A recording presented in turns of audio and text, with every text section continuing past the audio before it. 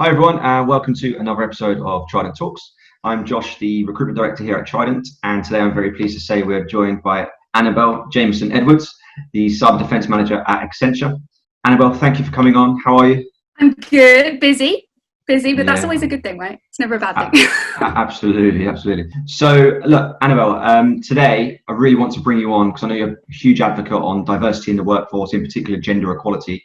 And we'll go into that in some detail in a second. But just before we do, if you could just kind of tell the listeners and the viewers, who are you? What's your background? How did you get to, I suppose, management within Accenture? Yeah, I've had a bit of a weird route probably into cybersecurity. I think I've got a different route to a lot of people. My background before I transitioned into security was very heavily based around the physical intelligence sector. And I actually at university studied theology, which is a little bit of a different route into the way that most people get here. But I was really interested in understanding more about what motivates people, like why people do what they do. And I spent a lot of time studying kind of fundamental interpretations of the Abrahamic religions. And then from that, I went on to study my master's at King's College London, great university. Big up Kings. And I studied intelligence and international security there, and it was wonderful. I loved it. I met so many great people, and that was kind of a really good route into the industry for me. And I went into a traditional intelligence consulting company where I was working on kind of countering domestic and international extremism for organisations. And I would say that King's was a bit of a feeder school into this particular company, and you know, I think there's quite a few London universities with master's programs that sort of facilitate some of that transition. And then I've been working there for a few years and got a call from a recruiter, and he said, "Hey, are you interested at all in this? There's an analyst position in cyber threat intel." And I thought, I hate computers. I'm not good at cyber at all. I was like, no, I'm not sure. He's like, just do an interview. And I had a telephone interview, and it was the worst telephone interview of my life. It was shocking. And I remember saying to my friends, like, I messed it up. I wouldn't want to work there anyway. I got the job, and here I am today. So it's been it was a good decision. It was a good risk to take, I guess. It was a good decision to transfer. How many years ago was that? How long ago? That's 7 years ago. So if it wasn't for a pushy recruiter, you wouldn't be at right. He was very persistent. But it was a great shout, right? I took a risk, and it paid off, and I joined a great company. So that's how I got into cyber. So the two routes I see, and I'm talking very, I suppose, broadly here, into cyber threat intel is King's. Right, everyone does masters in terrorism, intelligence studies, or political studies, or military law enforcement. Obviously, again, we're talking about diversity in a second, but it is improving. But kind of they're the old school traditional pillars of the kind of influx into interesting. Yeah. So I think so. Yeah. Yeah. I think it is changing, and it's diverse. The diversity is increasing. But so now you're cyber defense manager at Accenture. What does that involve? What do you do? Absolutely, everyone knows Accenture, and the services are very broad in terms of the offering. But what do you do? What's your team do? Well, I personally kind of have, as a lot of consultants will do, I wear two hats. So I have two different jobs that I seem to run concurrently, which is crazy, but I manage. So my first role is that I run our cyber operational resilience practice in the UK and Ireland. So I'm responsible for helping companies progress on their sort of cyber defense security maturity journey.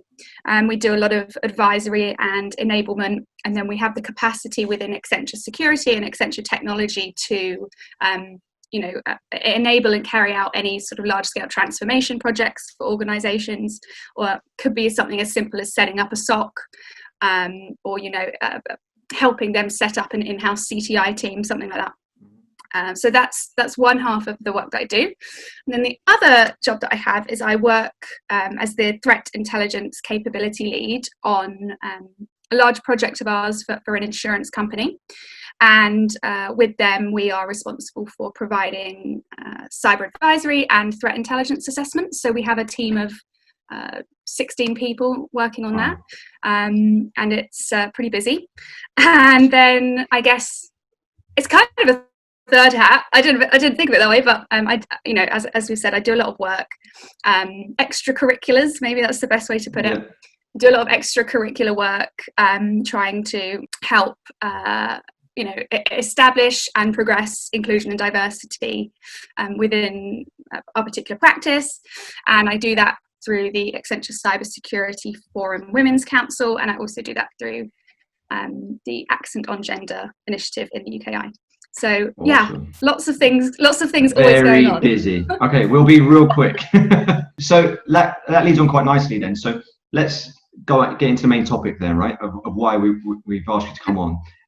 Diversity and inclusion, especially around gender equality, and not just necessarily at Accenture, but in the wider security industry. How have you seen it change since you've joined Accenture? How have you seen gender equality change in the industry? I mean, I think if I look back to, when I first joined, talking back to when I transitioned over into cyber, like, it was really different times back then.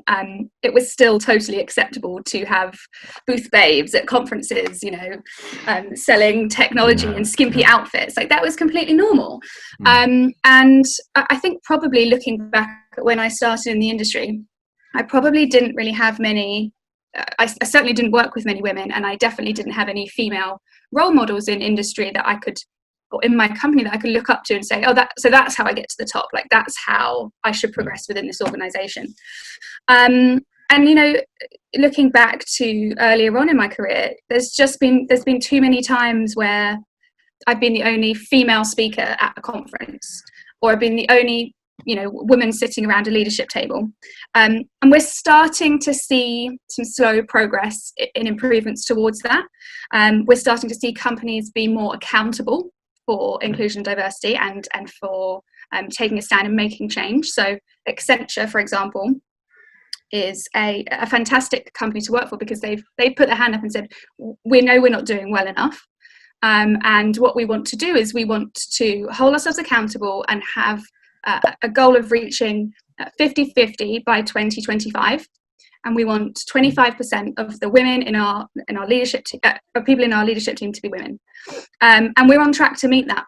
And I think it's really important for companies to actually make a genuine investment in their inclusion and diversity if they want to see some real change there. And with the large players in industry, certainly, we're definitely making the right progress there. Yeah, I think it's super important as well. If you think in terms of the ways of thinking, the cognitive bias, the diversity helps, especially in intelligence, right? When you're building reports and you're looking at trying to create a hypothesis, or just trying to create a conclusion, or just pushing out a report, to have different ways of thinking, different, and not just necessarily gender, but just different backgrounds. Because if you have everybody the same, then obviously you're going to think the same, and you're not necessarily going to provide the best intelligence reports, right? So it becomes an echo chamber. Yeah, absolutely. Yeah, so that will certainly help, I think. And that's just not necessarily in security, but just even in my teams, for example, when I'm building my business, it's just, how do I get different thought processes? How do I get different ways of thinking? Because we don't just want to look like this one templated company. It just won't help you grow. I think so, my opinion on it anyway. But so how then, what's the plan, not necessarily Accenture, but do you think for the industry? Of course, we've seen lots of like the She CISOs, the Ladies of London, the different associations that come out, which are awesome, right? And they really are helping, if anything, just create an audience and a voice to improve that equality, right? And go that 50-50.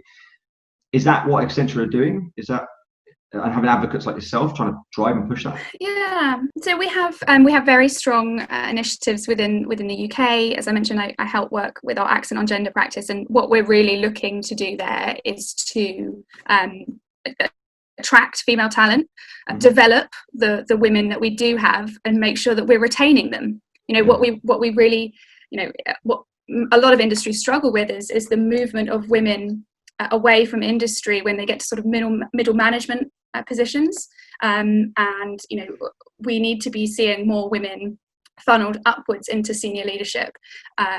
We don't want the sort of glass ceiling approach, and I think it's 11% of the STEM industry, professional industry, is only made up of women. So just 11%. That's, to me, that's not that's not good enough. But within the teams that we have in Accenture in cyber defense, the cyber threat intelligence team is, I think it's pretty much 50-50. I mean, one or two people either way. But as you said, it's so important to get people with different backgrounds, people with different experiences in the room. And I do find that generally speaking, it's easier to bring women in at more junior levels. We seem to do quite well at that in industry. Mm-hmm. But as I mentioned before, it's getting those more senior hires and keeping women within the practice that is challenging for companies at the moment, I think. I think Accenture, just looking at the makeup of the teams, like you mentioned, not necessarily cyber defense, just generally, I see a lot of MDs. Chief exec, for example, she's female. Certainly leaders in that and progressing that, and use lots of leadership. Their quality, it looks a lot more balanced, I think. And just in your team, for example, the Intel team,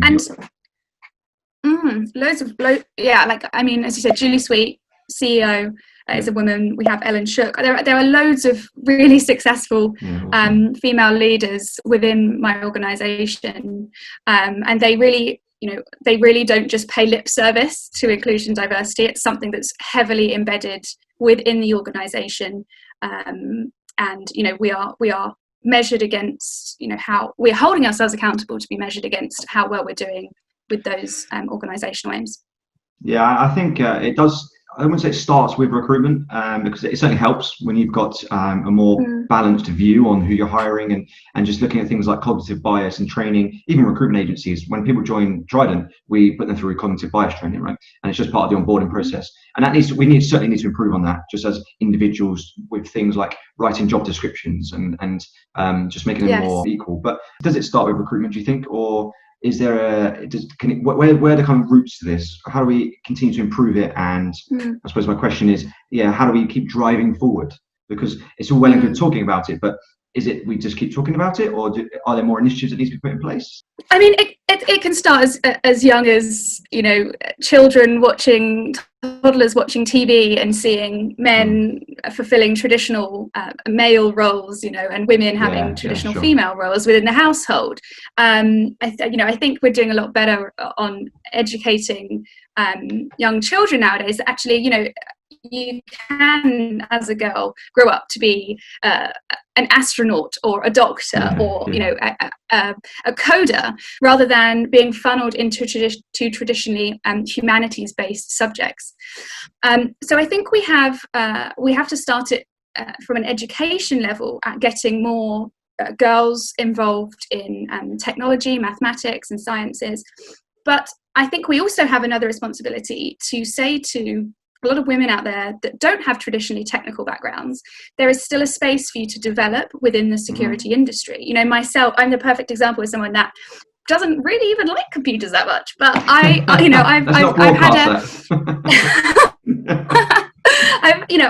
found like a fantastic opportunity to use my humanities-based skills within an industry. So I think we've got to do better at attracting women across the board, including also people that are looking for career changes. I think that's really important as well. Maybe women returning to the workforce after they've had families. We heavily recruit from people that have joined or looking to join the industry from banking or from any kind of defence organisation or whatever it might be.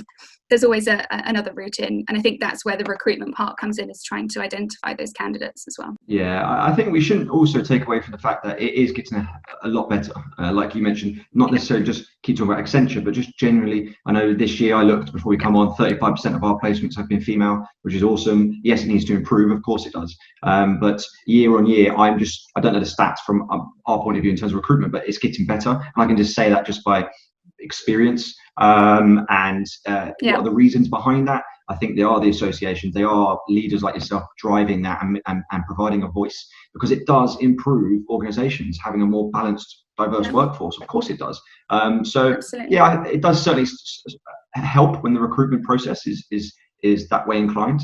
Certainly is. I think it will, long may it continue, and I think it will continue to get better.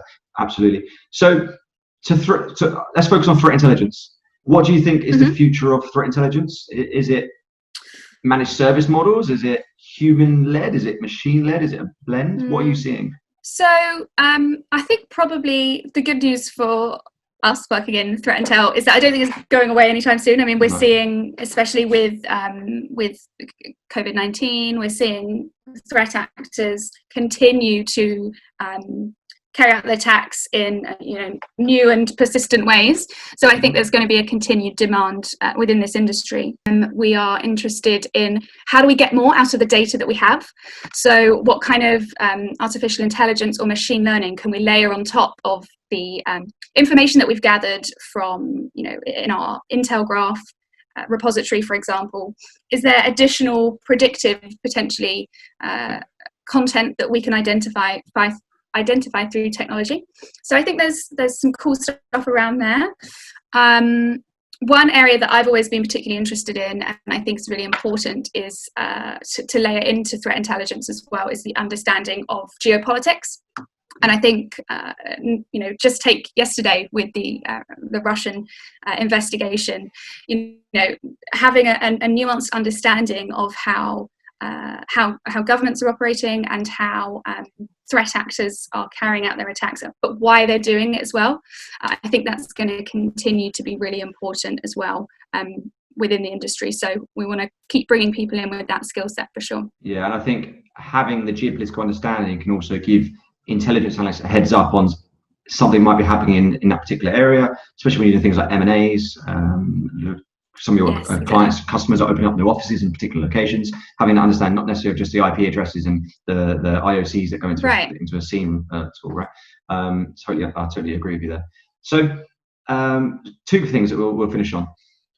One, what piece of advice or what do you tell people who are listening, and ladies in particular, who are looking to get into the industry, like you said, have reservations? They might be career changers, they might be return to work mums, they might be straight out of university, that have reservations around, I'm not too technical, or I don't know anyone in the industry. How do I do it?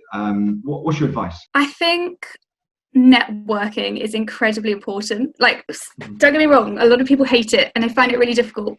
But especially for women looking to move into the industry, getting yourself to some of the industry events, saying hi to people instead of just being the person standing on the side waiting for someone to approach you, and following up on any leads that you get, any relationships you might make, following up. And it never hurts to drop someone an email and say, lovely to meet you, can we go for a coffee? And just building your network with the people in industry, because cyber threat intelligence in the UK is a pretty small a small group, and we tend to all know each other, and we always help identify candidates if we can, and say, look, there's I know of a role going here, or go and speak to Josh and Trident. They've got some fantastic opportunities. So networking, I think, is really important there. There's two things on that point you made. Really, really interesting points about networking. One, don't stand on the outside of the groups, right? When you are in these networking events, everybody feels the same when they go there. Everybody feels it daunting. Oh, yeah. It's daunting. I don't care how experienced you are. Me too. I don't like it. No. Totally, 100%. Everyone's in the same part. Just go out to someone and say hello, right? And there will be, everyone's friendly. There's no one there trying to bite your head off or will push you out the circle, so to speak. And then the other thing, people want to help. It doesn't matter. Again, it doesn't matter your background. It doesn't matter your experience. People want to help. If you are kind to people, people will be kind back, and it goes a long way. Just asking, just reach out, and people will meet you for a coffee if they've got time. If they're not wearing 3 hats in one job, but people will, right? And it will give you time. They will help you, or if they can't, then they'll pass you on to someone else. And like you said, it does. What goes around comes around. I'm a big believer in that. Last question. Yeah. Annabel, as you know, I ask everybody this. If you weren't in cybersecurity, what do you think you'd be doing? I'm going to give a really boring answer, Josh. Oh, no. I think be a theologist. I always fancied myself as a bit of like I think I'd have made a great lawyer. I think I'd have just standing up in the courtroom and laying down the law, and I think I would have enjoyed that. It's quite theatrical, and you can. Yeah. I quite fancied wearing the the wigs that they wear. Yeah, you just want that hammer in your hand. Yeah. I just want the hammer. No, I think I would have done that. It's not an exciting answer, but that would have been my route. It is. Is that your phone? Normally it's my phone going. It is my phone, yeah. And on that Someone note, will get it. Annabel, thank you very much for joining us today. I think it's really important that we keep talking about this topic.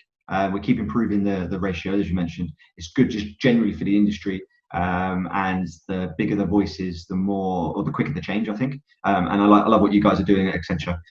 So yeah, thank you very much for coming on. Appreciate it. My pleasure. Thank you so much.